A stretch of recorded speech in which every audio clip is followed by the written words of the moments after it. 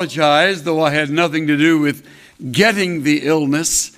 I got the flu shortly before I was to speak last time, and I really want to thank you for stepping in. It was great of you to do that.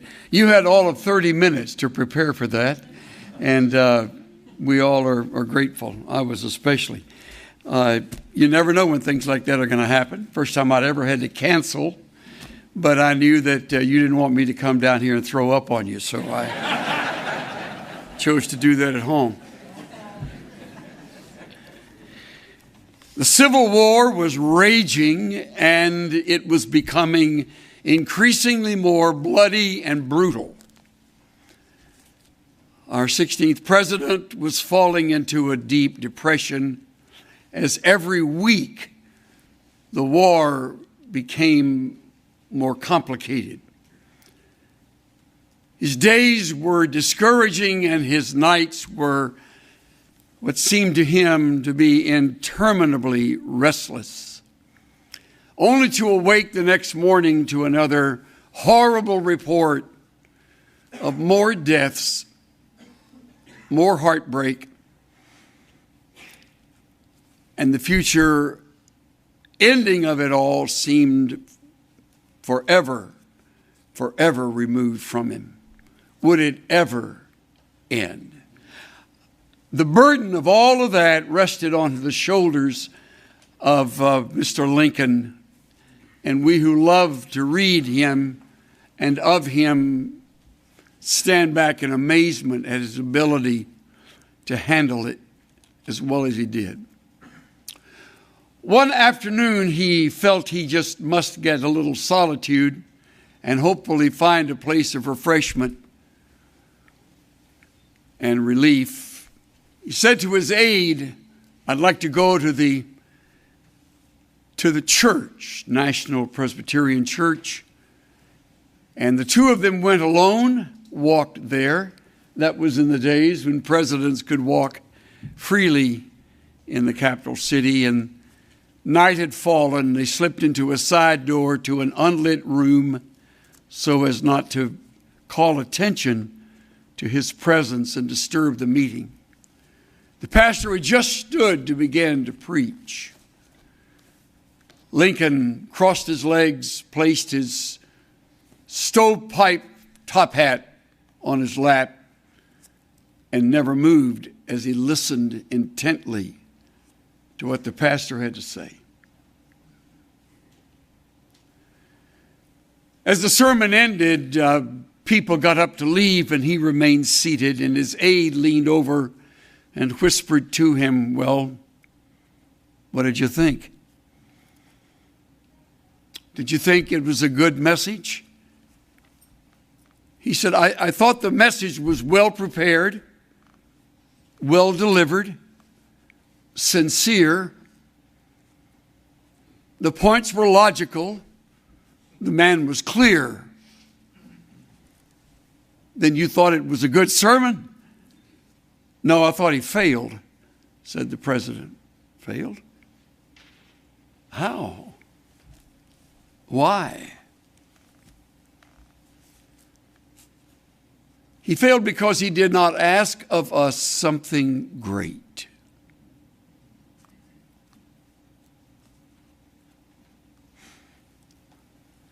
I've thought about that story, and I've thought about that fact on many occasions. I thought about it this morning on my way in to the seminary. I don't want to fail today in that one area, and I don't think I will, because I have his word that asks of all of us something great. You're sitting here this morning. Most of you are students at the school. You're engaged in your studies. You are in some phase of those studies. Some of you nearer graduation than others. Some of you have just begun. I think I probably speak for most of you when I say unfortunately, that you really don't ever see yourself engaged in something great. We've been taught very well to do the little things well, and we should. To be faithful behind the scenes, and there's everything right about that. To cover the bases, to become the wind beneath another's wings, to stand along them and, if necessary, in their shadow, and do the work that God's called us to do with the training He's given us. And as a result, the last place most of you see yourself is in a great place, a place of sizable significance, where your life touches many people. It may be in a church, it may be in another culture, through another language.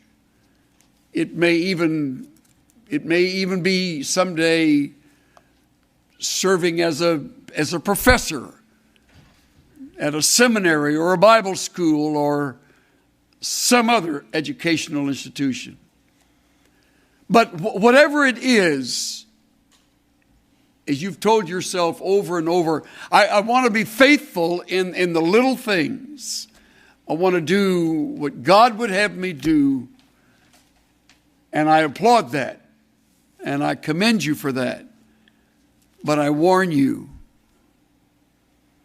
you may have forgotten, though I don't plan to speak on it, that the prayer of Jabez was a prayer filled with faith. Do something great through me, God.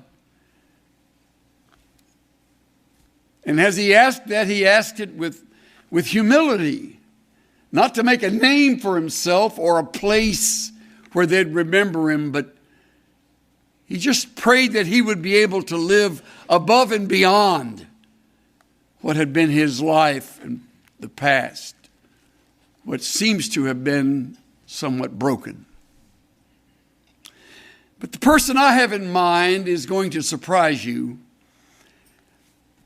because he never, ever at this time in his life thought he would ever be in a place of greatness where God would do something great through him. It's an 80-year-old Bedouin under the burning sun of the Median desert in the shadow of Sinai. And there Moses stands alongside his sheep. Really not even his own sheep, but his father-in-law's sheep. For 40 years he has worked for his father-in-law Jethro. For 40 years he has led the sheep in the wilderness. He's 80. I almost know how he felt. I almost know. This year in October, I will know a little more how he felt. But he saw himself as finished. I mean, he left Egypt as a fugitive with a criminal record. He was a murderer. Took things in his own hands, attempted to rescue the people from their bondage, and murdered an Egyptian, remember, and hid him in the sand, and they were out for him, and he fled and wound up far as away as he could get, where he ultimately met and married his wife and settled in for a life to be forgotten. I don't know where you are in your own brokenness, but we all know something of those feelings. You've made a mess of some things. Your past is maybe checkered. Perhaps you're not the brightest bulb in the room, and you're surrounded by others who are very, very capable academically. I know that feeling. I was accepted at seminary on probation, and that was with reluctance. And I remember while here and serving, one of my first tasks here, I became the lawn man, and I mowed the grass and planted the flowers, and that's how I got to know the president. By the way, I didn't know this was his favorite hymn, but Dr. Walford loved flowers. And I thought, shoot, I'm planting a lot of those suckers around here. And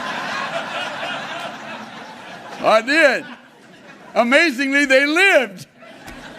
So he finally, I think, one hot summer afternoon said, you're a student here. And I said, yes, sir, I am. What's your name? And I told him. And he said, well, I'm John Walford, as if I didn't know. You know, the world knows you. But I was a nobody who came from nothing, raised in El Campo, Texas. You'll spend a while trying to find it. It's tucked away down there in South Texas. And here I was, a student. Never in my life ever did I think there would be much that would come as a result of my studies here. Whatever God planned was fine with me. Whatever it was grace.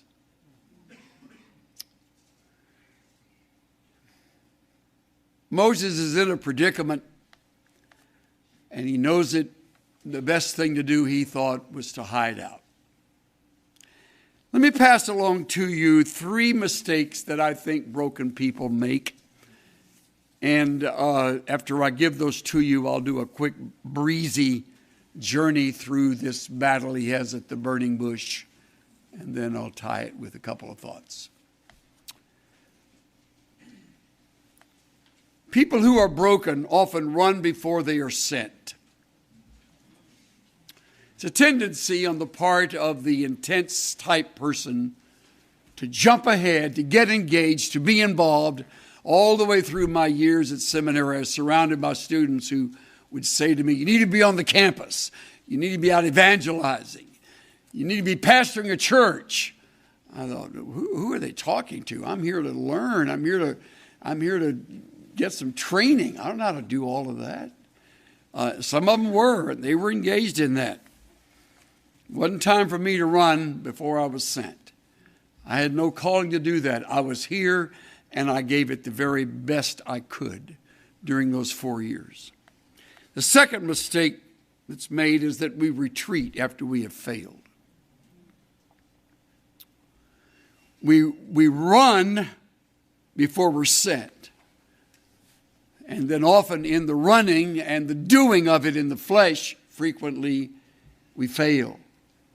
And we're embarrassed, we're humiliated. Maybe some of you know exactly what I'm talking about.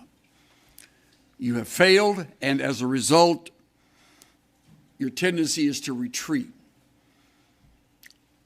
You leave me alone, I'll leave you alone, and in the shadows, I'll try to make it as best I can.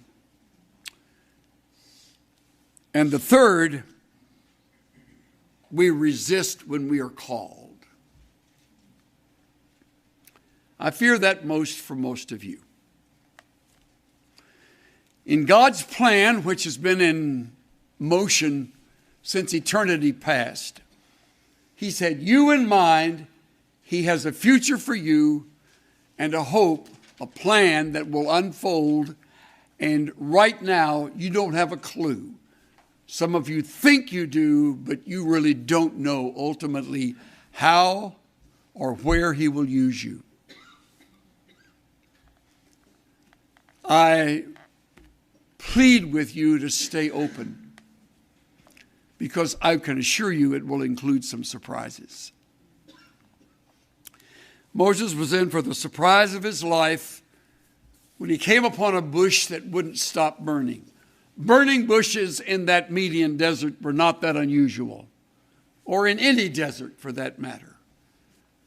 But a bush that wouldn't be consumed by the flame, that was unheard of, which caused him to look at the fire and say, this is amazing. Exodus 3, verse 3. Why isn't the bush burning up? I must go see it. Now you understand, he's never read Exodus 3. So he does not know that God is in the bush. He doesn't know that's where the voice of God will be heard. And I'm sure one of his first thoughts was when he heard his name, Moses, Moses. First thought was, he found me. I'm not sure they were on speaking terms. We know nothing of his spiritual walk for 40 years.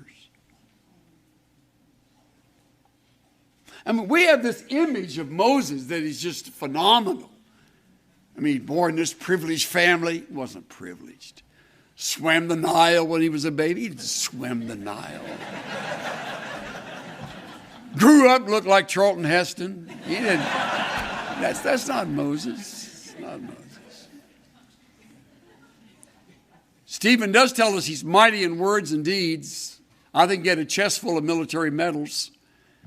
He was supremely significant to Pharaoh, who probably had his eye on him as a replacement until he blew it. And now Moses, 80 years old, nothing but memories, and they're fading. And he hears Moses, Moshe, Moshe. In the Hebrew, it's a simple little response. Hineni. Don't even have to put your lips together to say it. Behold, it's me. Hineni. I'm Moses. Who are you? Don't come any closer. The Lord warned, take off your sandals. You're standing on holy ground. I'm the God of your father, Abraham, Isaac, and Jacob. I can hardly read it. I can't imagine the thrill that must have coursed through him. He hasn't forgotten me. He still knows me. When Moses heard this, he covered his face because he was afraid to look at God. When you read your Bible, may I urge you not to rush through moments like this. When there is an emotional moment, give it some emotion. Let it be relived in your minds. Put yourself in his place. Now, sandals off. Now on the hot sand. Now in front of the bush that keeps burning and keeps talking. Feel it.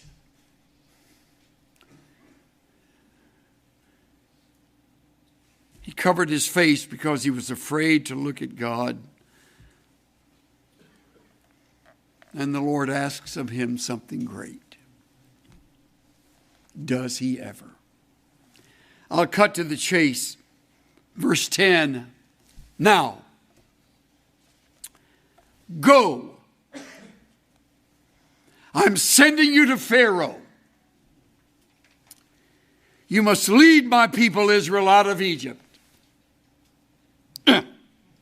Remember, we resist when we're called, when we're broken. Pharaoh. My picture's still in the post office. I'm a wanted man down there. The last place I want to go. They hate me there. See, all these years, he's had time to relive it. And over the passing of time, your imagination runs wild where you have failed. And you smeared that like a slab of peanut butter across toast. You smeared that across your life. That's you. You're the personification of failure. You blew it. First words out of the bush for the call was go. All right, we'll pause there and let that one sink in. Whenever the Lord uses you in any measure for whatever purpose, you go from here to there, unless his call is that you remain right here for further study. And you're going, oh, man, that's the last thing. Well, hang on. You may be the PhD student of the future. And you'll be the most surprised. Because some of you are thinking, PhD? Just let me get out with whatever. I am not coming back. Don't say not doing that. Half of these guys would say the same thing. Who knows but what his plan is for you to be in front of a class and to shape the lives of those who will be going where you will never go. What a calling. But that's their calling. That may not be yours, but it'll be going somewhere. Going where? Away from the familiar, which is what makes something great so difficult. Forgive the frequent personal illustrations. I just don't know anybody else better than I know myself. I will tell you, every calling I've had has been surprising. Every one I said no to begin with. Every single one, sometimes several times. I was graduating the seminary. I had offers to go to different places. And of all people, Dr. Pentecost asked me to be his assistant. First response was, me? And then it was, no, what? He said, think about it. I'd like you to think about that. So I did that for a while. And in the middle of that, the Lord had another plan for us. It was to go to New England. Who in his right mind is going to leave Texas to go to New England? I know if you're from New England, you're offended by that. Get over it. So I go, and I'm the most surprised guy in New England. I told him, no, that's not for me. That's not where I ought to be. New England's not only a geography, it's a way of life, which I never really got. So I wasn't there very long. I would call it pretty much a failure. But it wasn't a mistake. I just had to learn what it meant to fail. And I did. I don't think all of them there that were in that church would say I failed, but it wasn't the kind of place that, exciting, from one day to the next. It snows there. It's starting to snow here a lot. What's the matter with that? Anyway, to my surprise, the Lord tapped me on the shoulder and said, I want you back in Texas. And I said, no, I'm not going back there. I've been there all my life, and you need to go back there. No. So my wife heard, okay, Lord, I got it. I'm on the phone, and she's so anxious to leave. She said, I'll tell you what, honey, you pray about this while I pack. Okay? Yeah. So we wound up in Irving. Came to Irving, little church. And of all things, I follow Stan Toussaint. How bright is that? And while I'm there, it's amazing how God blessed it. Just had the time of my life. And we had a number of seminary students with some of the faculty members that were coming to the church. It was just great. Built a new building and exciting. And the day my mother died, I got a letter from California. February 1971. And they wanted me to think about coming to a church out in California. No. First of all, I'm grieving and got to prepare the funeral message for my mother. It's the most ill-timed letter that was ever written. They wrote again, please think about it. No, I'm where I ought to be. We're just been here just 4 years, and I really want to get at it. Well, then they wrote again. And what's wrong with these people? And Cynthia said, we really don't have any business leaving. I know, honey, I know. I'm not asking for it. They won't quit writing.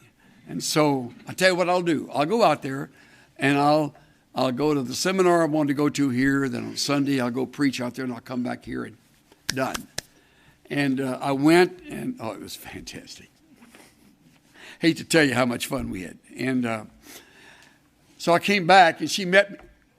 Okay. She met me at the airport, like this. I don't want to hear.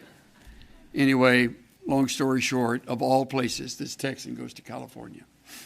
Never been there in my life except when I did an internship with Ray Stedman up in Palo Alto. I'm telling you all of this so you'll know something of the surprise things that happened. Not one of them did I pursue, did I seek. Not one of them was I looking for. And it's like, I can't believe it. I didn't know the geography. I didn't know the lifestyle. We had 4 kids. One wasn't even a year old. The other one was 9. They were all little. Every Texan told us that you're going to lose your family if you move to California, which that's a crock. I don't know why people say things like that. You don't lose your family unless you lose your family. It's not the environment. It's the home. And it's challenging, but what else is life but a challenge? You think it's all that great shakes here in Texas for the kids? I mean, it's a challenge everywhere. So we go out there, and I'm telling you, hang on, city. It is really an experience.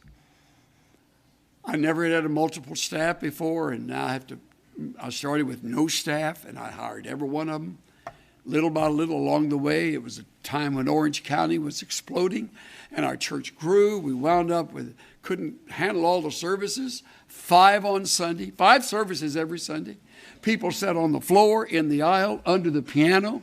The only one we tried to keep out was the fire marshal. I didn't want him to know what we were doing in there. Broke all the rules. We brought in extra chairs. We had television, closed-circuit television. We'll have to build. And I didn't want to go through. I'd gone through a building program at Irving. I don't want to go through one again. And that's what happens. They pull you, and we built a building, and it filled up. Having the time of my life, almost 25 years. So I'm telling you, where the Lord sends you, it is remarkable what can happen to you. And you finally are at peace with it, you say yes to it, and you do it. And having done it, you realize how magnificent the plan is. He wanted to do great things. And I want to do familiar things. He wanted to break molds, and I wanted to be poured into the mold where I am comfortable, where I know all the streets and where the restaurants are and where the grocery stores are and all. I go out there and I mean, those places, those things out there change about every 3rd month, and you're on the move. It's a fast lane, and before long, would you believe it, God opens up doors for a publishing ministry. I never dreamed of writing a book, ever, in my years at this school. I sat in awe of those profs that taught me and were using their texts, and I'm thinking, what would that be like? Can't imagine. Now I've got a publishing thing going. And out of the blue, I have a man named Al Sanders who says, I think you ought to think about being on the radio. And I said, I don't need to be on the radio. That's ridiculous. I never listen to radio. I certainly don't listen to Christian radio. And he says, I know. We need to give him something to listen to. I thought, well, no, I'm still not going to do it. I'm not going to do it. I didn't have anybody to lead it. I didn't know how to do it. I don't know that medium. I know preaching. I know a little bit about the church, and that's my rut. That's my thing. And God broke a mold, opened up a ministry for the media. I never dreamed of that. People ask at times, is this all a big fulfillment? No, as a matter of fact, it's all a big surprise. I live my life surprised. I'm amazed when people listen when I talk. Well, most do. Not everybody. And I'm just shocked at the audience God gives us. We're going to Israel tomorrow. Oh, I got to pack. I forgot that. Anyway, I'll have it. 820 people, 18 buses, all aboard. Get on. Let's go. I had never been to Israel until I came to Dallas Seminary, and then I suddenly realized what I've been missing. Now I have a chance to lead a tour every other year. What a privilege that is. Listen to me. They got their Bibles and they're looking at the places and they're thinking about how great this is. And we're on the Sea of Galilee, my favorite spot. You know why I like it? They can't build a church on it. I like it. You know, they can't make it religious. It's just water and the shore and the beauty of it and the significance. And you get people there that have never been in their life and they fall back in love with Jesus. How good is that? Me, El Campo Yo-Yo, leading this marvelous opportunity. And I'm all settled in. Everything's great. We're going along, year after year. And I get a call from Dallas Seminary. Sounds a lot like Don Campbell's voice. And I thought, well, maybe I'm in trouble again. And he said, Jack Turpin is the chair of the board at the time. And he said, we'd like you to think about being president. Is this a joke or what? I don't think they've ever been asked that in their life. Is this a joke? And they said, no, we'd like you to really seriously. I said, no. What's the matter with you people? The first time I was there, I was on probation. You ought to see what it'd be like if I became president. And they would not give up. And then Jack had the audacity to say, would you pray? Yeah, I'll pray. My wife is saying, I think it's a good idea. I'm thinking, whose side are you on? This is how this works. You think it's all spiritual and incredibly life-changing and all that. And whoa, angels drift around on. It isn't it. So whose side are you on? Well, I'm trying to listen to God. Well, you're out of luck. I'm not the one who did. And she's right. It drives me crazy. So I wind up here, and I realize when I'm here, they didn't need another scholar. Certainly didn't get one with me. What they needed was a shepherd. Somebody to tell these people, I love you. You're valuable. And somebody who understands a student who can hardly keep up, stumbles over the languages and tries your best to keep on a level plane. I understand that. You want to quit. I understand. Your wife gets sick. I understand that. Or your husband. We lost a baby here.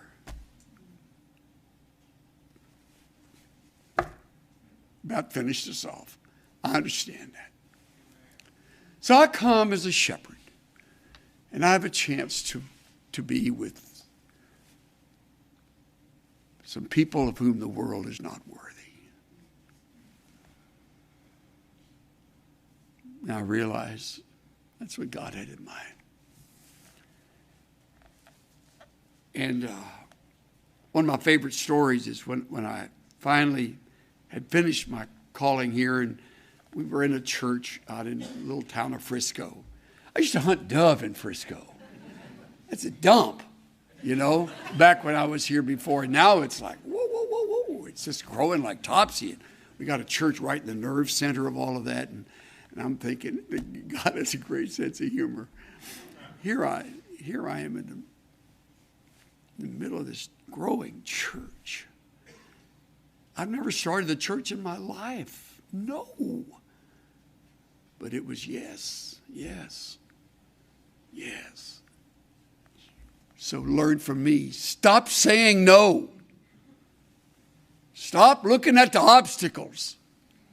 Stop thinking, not me.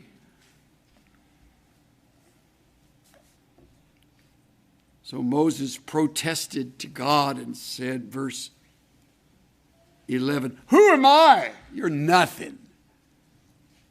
Could have been the answer.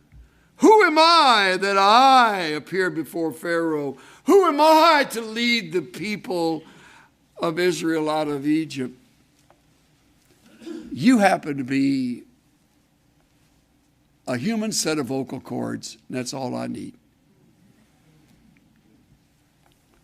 How firm a foundation, you saints of the Lord, is laid for your faith in his excellent word.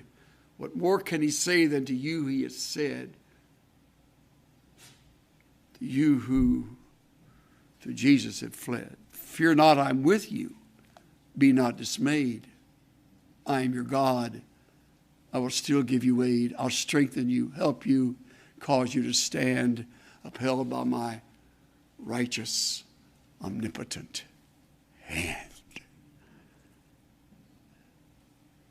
You're a set of vocal cords, but I am God. Now get out of the Median desert.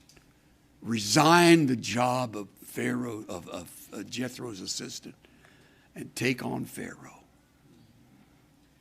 Well, what should I tell them? Isn't that like we all want to know those things ahead of time? They're going to ask me, what is the name of the one who called me here? What will I tell them? Tell them I am called you. He'll get that. And you know he did. He isn't through. What if they won't believe me or won't listen to me? What if they say the Lord never appeared to you? We got that when we left Irving. Well-meaning lady stuck her head in the window of our car. We're on our way to California. And she said, she was really angry because we were leaving. And she said to Cynthia, you know, the Lord gets blamed for a lot of things he has nothing to do with.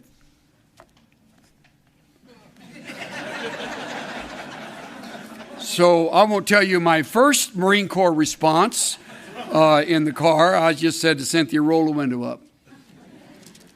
So she backed away and rolled the window up, and we drove off. And I said, honey, if you think about that, the rest of the trip to California is going to ruin the beginning. She just can't see past the nose on her face. She doesn't realize. We're not going because we're just craving to get out of here. We're going because we can't stay. Get that. And you can't expect them always to get it. Folks won't understand. Very few will go, you're in trouble. They all go, good. Get out. This is great. They will want you to stay if you've done what you should have been doing. But God doesn't wait for you to finish everything he starts. What if, what if, what if? And finally, Lord, I'm not very good with words. I never have been, and that's where his memory failed him, because he was mighty in words and deeds when he was 40. But when you follow sheep for 40 years, it's down to bleh,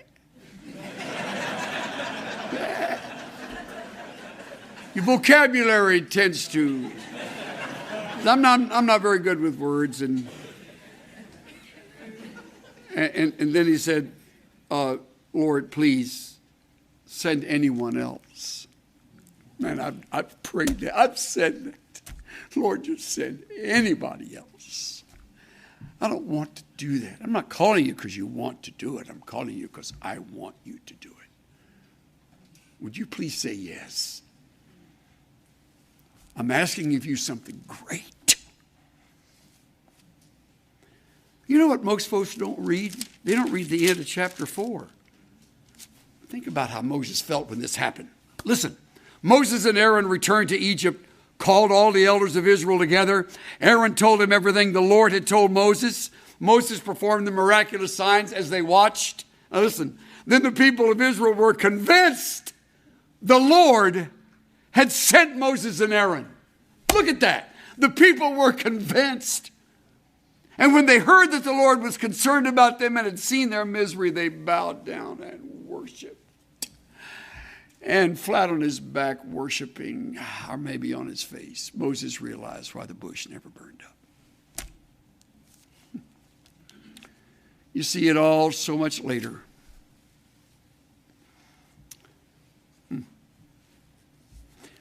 I'm asking of you something great. This message is not going to be a failure. I'm asking you to think yes. I'm asking you to be available. I'm asking you to learn from my frequent no. There's a wrong response when the Lord is on the other end of that phone call. Or when he brings before you something that you hadn't planned on. You're not in charge of your life. We're not our own. We're bought with a price. We're vessels to be filled and used. So get out of the way. Say yes.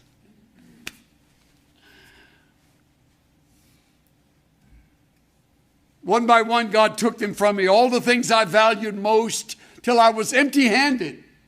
Every glittering toy was lost. And I walked earth's highways, grieving in my rags and poverty, until I heard his voice inviting, lift those empty hands to me. So I lifted my hands toward heaven, and he filled them with a store of his own transcendent riches, till they could contain no more. And at last I comprehended with my stupid mind and dull that God couldn't pour his riches into hands already full.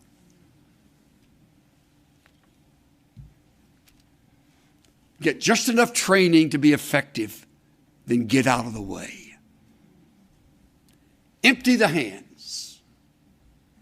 Open the mind. Think yes. He's going to use some of you in greater ways than you nor I together could ever imagine. It's coming.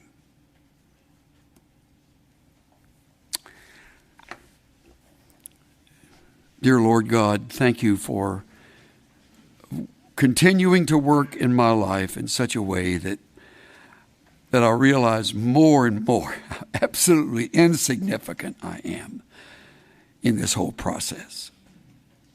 I got a voice, and I've got a body, and I've got a mind, I've got a mouth, and I've got a family, and you're wanting to use different parts of that at different times.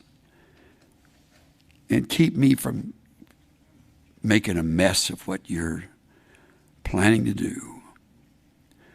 And I pray the same for those men and women who've listened so well today. Guard us all, our Father, from building those great big barriers based on a human viewpoint that thinks and says repeatedly, no, no, no, no, no, no, no, not me, no.